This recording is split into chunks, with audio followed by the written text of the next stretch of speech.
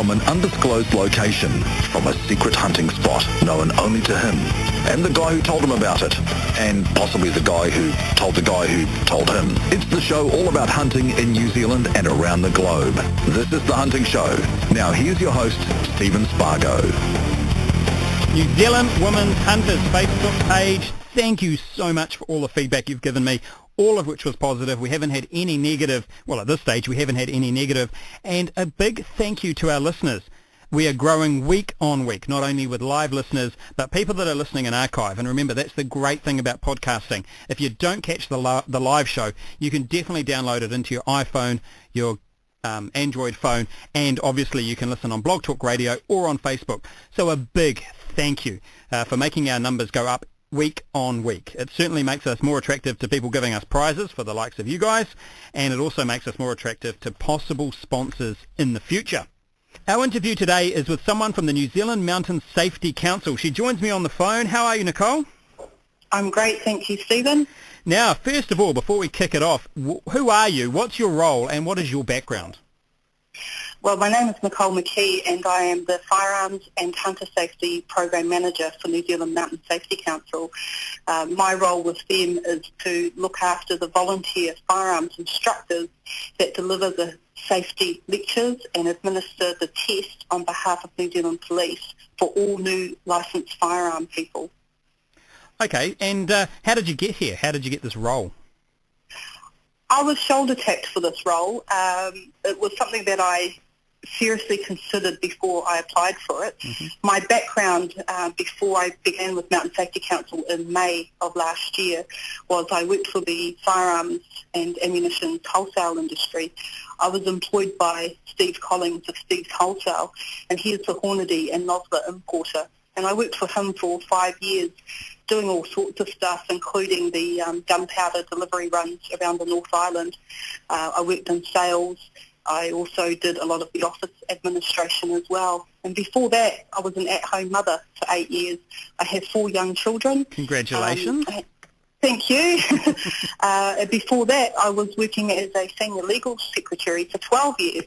So I came out of school straight into law, stayed at home to raise my 4 children till the youngest one went to school, and then went straight into the ammunition industry.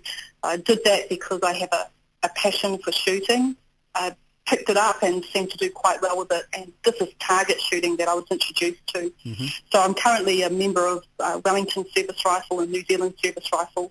I'm the president of the Corey Rifle Club, president of the Melrose Small Bore Rifle Club, member of National Rifle Association, member of the New Zealand Deer Stalkers Association, Target Shooting New Zealand. So I'm very much into the club scene. My children all shoot. My husband hunts and he shoots as well. And it's just, I'm lucky enough to be able to say that my hobby, which became my passion, has now become my enjoyable employment as well. Gee, you've made me feel a little bit inadequate. That's what a resume. Well done. Hey, now this time of the year, and I know some people are going to be listening to this podcast in archive, but at the moment we're coming right into the thick part of the raw, and there's a lot of activity going on, particularly long weekends and things coming on. People have still seem to be getting themselves into trouble. There's still people getting shot and injured. Why? What are we doing wrong? We have 239,000 firearms licensed people out there. And when it comes to the raw, this part of our hunting season, that's where we predominantly get most of our firearms licensed people out there participating. We also have a lot of unlicensed people out there that are under the immediate supervision of licensed people. So I don't know of the actual figures of how many people venture out during the raw. I don't know if we can actually ascertain adequate figures. But through duck hunting season, there was last year 33,000 permits issued. So if that's just for duck hunting, I believe that there's more people out there participating during the raw. And the raw itself is such an exciting and exhilarating time of year. It's where you have the animals responding to your calls as well. And that's adrenaline pumping. And that adrenaline pumping is what's causing a lot of the issues. That's exactly what I was about to say. Yeah, they get buck fever. And instead of taking a moment to calm themselves down, they pick up their rifle and they fire a shot. when really they only need to take a couple of seconds to just perhaps look away, take a couple of breaths, think that their target is human until they can prove otherwise. And if they can do that, then they're on a good safety track. But unfortunately, people it's not even complacent, they just get the fever. And instead of their eyes telling their brain what they're seeing, their brain tells their eyes what they want to see, and that can be detrimental. Yeah, there's an interesting thing an old guy told me when I was first learning. In fact, it was one of the first hunting trips I ever went on. He said, assume everything is human. Correct. And then go from there. Yes. If you, in the first instance, assume that what you're looking at is the human target, then your eyes will start to tell the brain that that's what it is. And by taking that breath and taking that moment, your eyes will then tell the brain, well, actually, no, it's a deer, or, hey, yeah, perhaps it is. An interesting story I was told the other week by a hunter was of this guy who'd gone out to shoot. He had the previous day shot 3 deer, and the next day he was sure that he was focused on a stag. Something in the back of his mind niggled, and so he took that moment, he took that breath, he looked away and he looked back and realised he was actually focusing his crosshairs on his mate's head. And the story he said to me was that gave him a pretty good wake-up call, because he'd actually shot at 3 deer the day before, successfully shot and killed them, and yet here he was, the following, within 24 hours, certain that he was focused on a deer, on a stag, when in actual fact it was a mate's head. And he said what really concerned him was his mate doesn't have antlers. Yet that's what he was sure he was looking at, was a stag. And you know, the interesting point there was none of us go out to kill our mates. Definitely not. It's not on our game plan. But how devastating would it be if you shot your best mate, or even shot someone that you didn't know? And most hunters that I know are good mates. They're good people. They're honest. They're certainly earnest type people. And how would that ruin their lives to shoot one of their mates or one of their family even? It's something that they have to live with. And if you look at the past information that we have over the last few years, where friends or family members have shot each other, and the devastation, as you say, that it causes not only to the victim's family but to the shooter and his family, because quite often they're related or they have been lifetime friends. Once you've shot somebody, you've got to live with that for the rest of your life. Once you've pulled the trigger, you can't bring the projectile back, and it only takes a split second to do that. So it also only takes a second to take that breath and to refocus before you pull the trigger. And we need our hunters out there to realise that, and to actually respond and take that time to ascertain that that target is not another human being. And you know, the one thing I'd like to say, and you might not quite like where I'm going with this, but actually we're not talking about young louts that are drinking, spotlighting at night, or doing anything dodgy. I'm personally focused on these guys that are good, responsible hunters that make that split-second mistake and it all goes horribly wrong. Yeah, I don't have the exact figures, but when I first started with Mountain Safety Council as a volunteer firearms instructor, I was always told that the average age group that had the firearm incidents were young males aged between 19 and 25.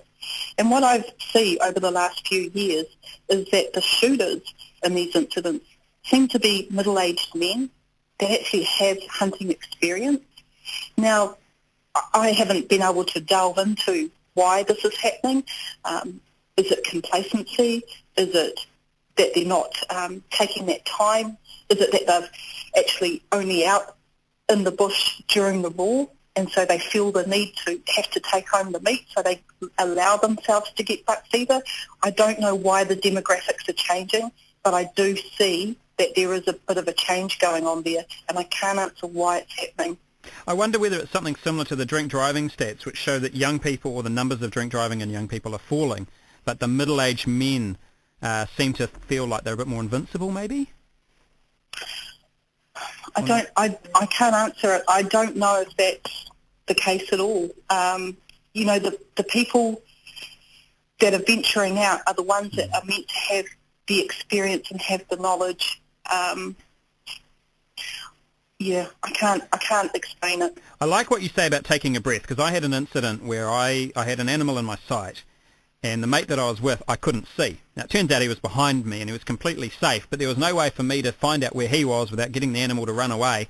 And I remember just staring through my scope and then pulling my eye away from it and just being absolutely gutted, but not taking that step, because for all I know, he was doing the same thing on the other side of this animal, because I couldn't see my firing path.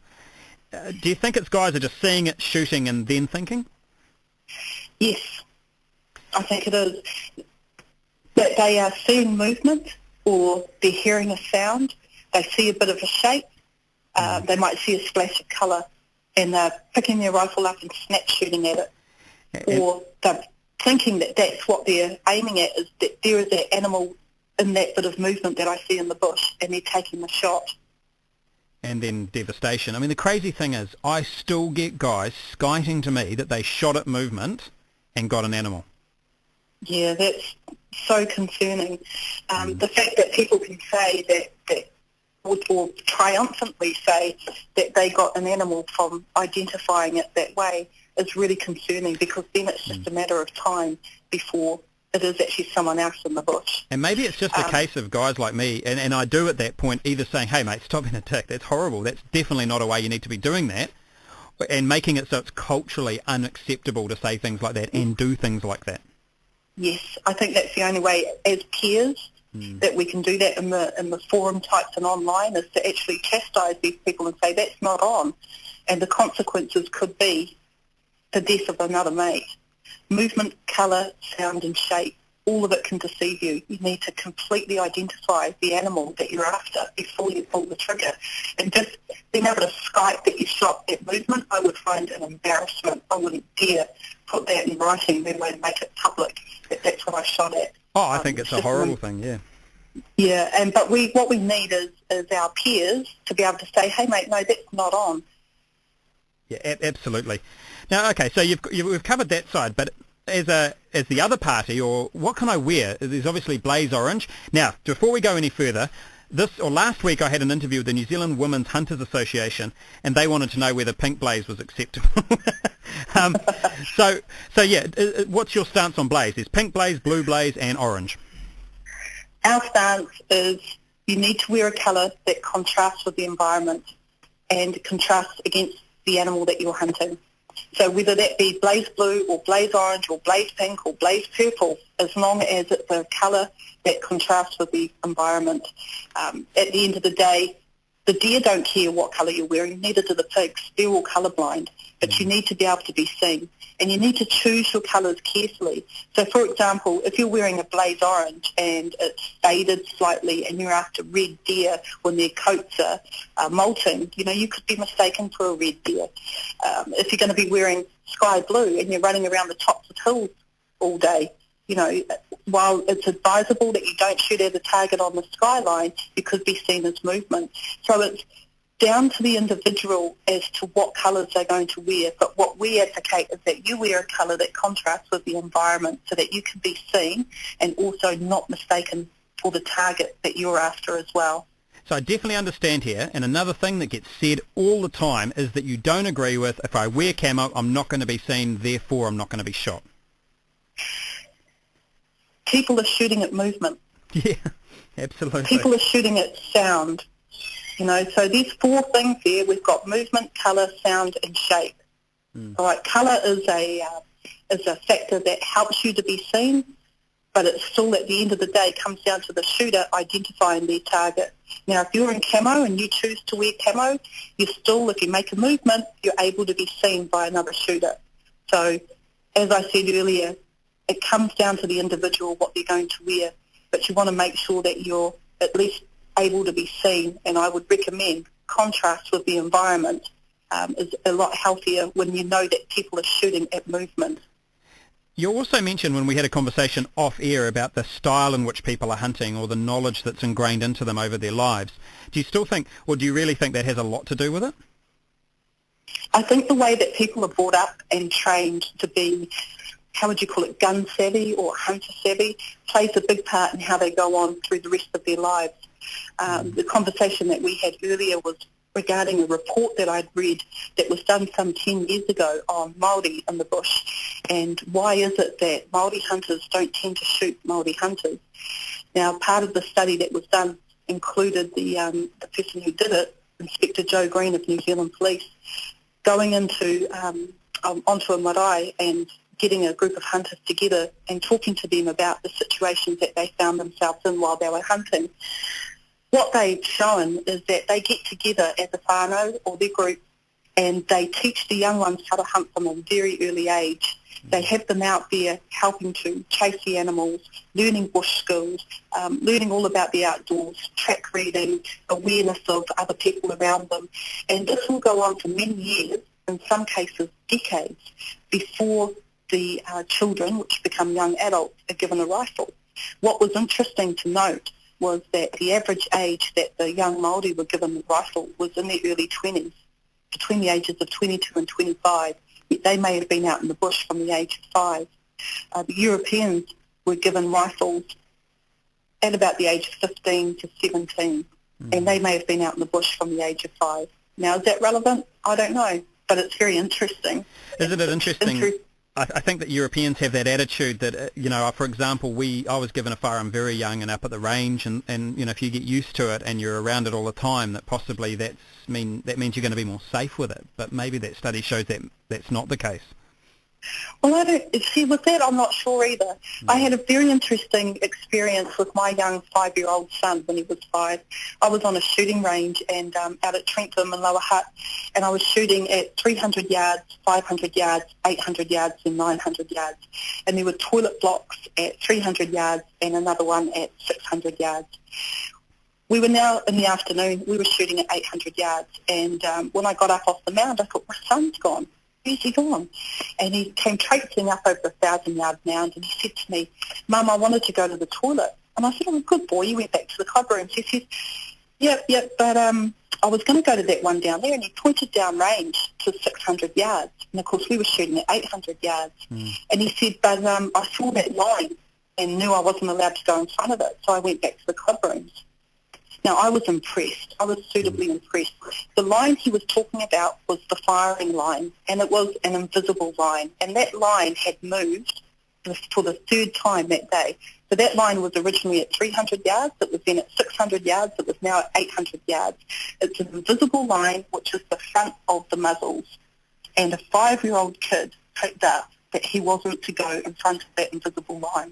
That's absolutely fantastic. In fact, I've got a really good story like that too, and sorry to rain on your parade, but same sort of thing. No, go for it. My young fella who has a couple of issues with Asperger's and things comes out shooting, mainly rabbit shooting with me and a few mates occasionally, and we were out on a farm, and I'd gone off to see the farm owner, who's a friend of mine, and just say we were there, and my mates, who I trust absolutely, went to hand Tyrell a firearm, and he said, no, I don't want that because Dad's not here and I'm only allowed to shoot when Dad's around. Fantastic. And I've obviously said that at some point, and for whatever reason it's completely ingrained in him, and I suppose it's the same sort of thing. You've obviously said that and it's stuck, and what a great learning for a young person. Definitely. So when we're talking about educating children, kids are like sponges. They'll take up and process everything that you can give them.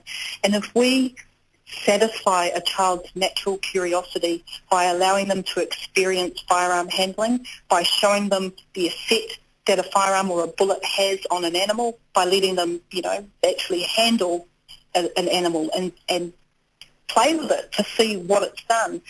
By satisfying that natural curiosity, they're unlikely to play with firearms when we're not around. We always say you'll keep your keys out of sight of the children for the gun safe, or keep something out of reach of the children. Nothing's out of reach of any child. I'm a mother of 4. Nothing is ever out of the reach of any child. Not ever. But if you let them participate and show them the severity of what can happen with a firearm, and as I said earlier, satisfy that natural curiosity, then they become advocates for good, responsible gun ownership. in the future. The interesting thing about that is I'm a scout leader, and some of our listeners will know that. In fact, some of my listeners, I happen to know some of my ex-scouts. I've been doing it for some time. And it wasn't that long ago, maybe 18 months ago, we were talking about firearms safety with my scout group. And the arms officer had been in and done his diligence and been great. We're very lucky to have someone here that's very good at communicating with young people. Yes. But the next part of that was that they started to talk amongst themselves. So in other words, we're waiting in between two activities. And they started to say, oh, but if I got shot in the leg, I'd live, you know.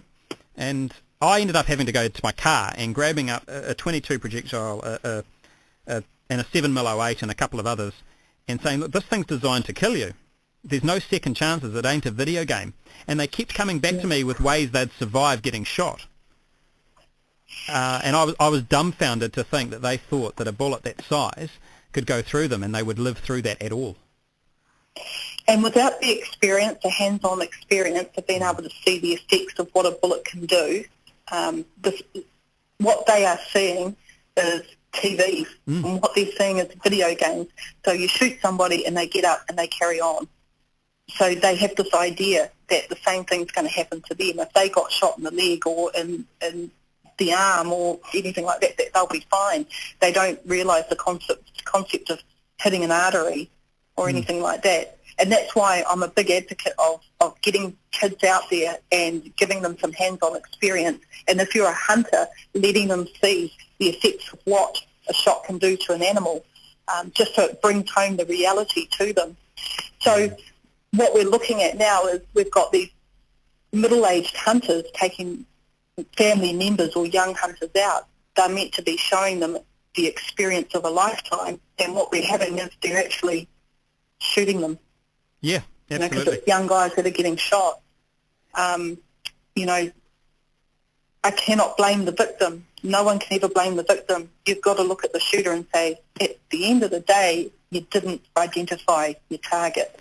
Interesting you say that, though, because I always give the young people I'm involved with a bit of a lecture about if they're going into areas where people could be hunting, they also need to take some responsibility to be seen and heard. Yes. And that's around wearing blaze. And so in other words, trampers need to, and actually to be fair, it doesn't happen very often, but I do give them lectures. If you're going into an area where people could be hunting, you need to be taking some responsibility on, you know, wearing something bright and making sure you're seen. Yes. I mean, not only have we got an increase in hunters out there because we've had an increase in the amount of people that are coming through Mountain Safety Council doing their firearms safety lecture and sitting the test. And these are the new licence applicants. There's been an increase over the last couple of years of people coming through. So not only have you got that, but you've got, I presume, an increase in the activity of trampers being out there as well. So overall, there's more users of the outdoors using the same areas, frequenting the same huts, public huts as well. You know, so it's quite often now that you would go to a hut and not only find it full of hunters, but you find it full of trampers. Or the trampers are finding their huts full of hunters, which they've never had in such quantities before. Yeah, and we're seeing that. I mean, look at the expansion of some of the big hunting stores around the place. This is a growing sector in the market. And thankfully, we live in a country with some of the best hunting in the world, and we're lucky enough to have free access to it. Do you think that may be a problem? Overseas, you know, the access to hunting spots is obviously restricted and normally quite expensive. Well, we do have, you know, some restriction here as well. There's some blocks that are only opened up to ballot at certain times of the year. But what there is definitely an increase. But as you say, throughout the whole of New Zealand, we have a bit of everything, and it's everywhere, from Stewart Island right up to doing some pig hunting up in the far north. What we would really want is people out there that know how to hunt, that know what they're doing, and have a bit of what I would call hunter's etiquette. And they're able to get this sort of training through New Zealand Deerstalkers, who do the hunts course, the hunter training scheme. I've heard it's a very good course. Sorry? I've heard it's a very good course. It's a great course. They teach people how to shoot at their game.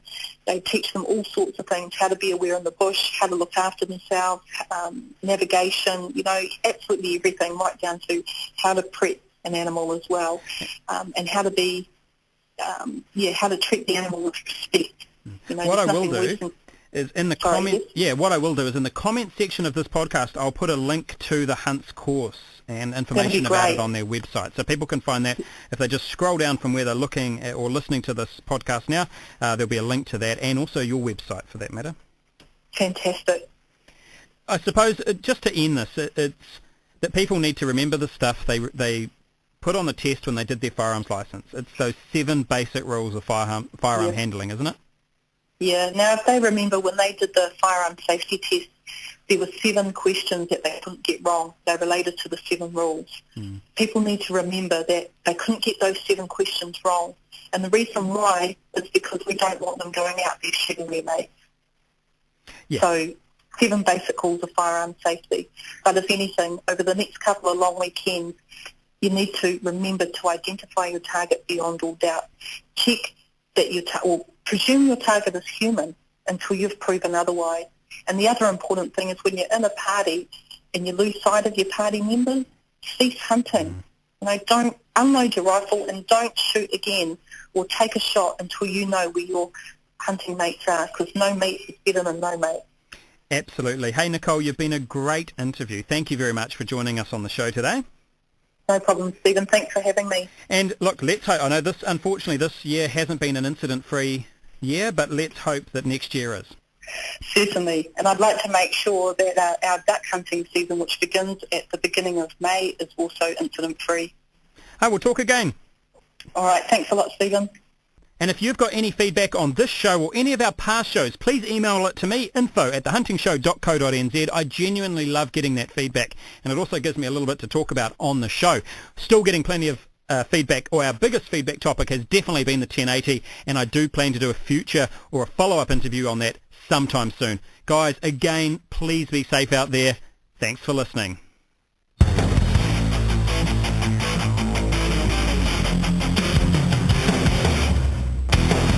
Broadcasting from an undisclosed location, from a secret hunting spot known only to him, and the guy who told him about it, and possibly the guy who told the guy who told him. It's a show all about hunting in New Zealand and around the globe. This is The Hunting Show. Find The Hunting Show on Facebook and Twitter for up-to-date information on upcoming shows and topics.